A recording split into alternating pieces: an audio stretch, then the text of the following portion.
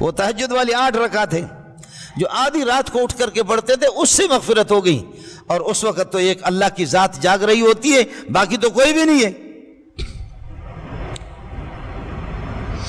سبحان اللہ۔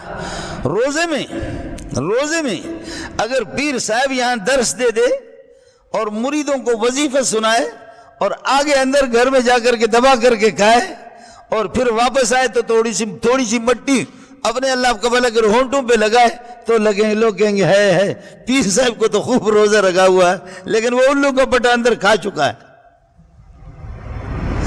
استاد جی اگر اندر کھائے کون اس کو دیکھتا ہے؟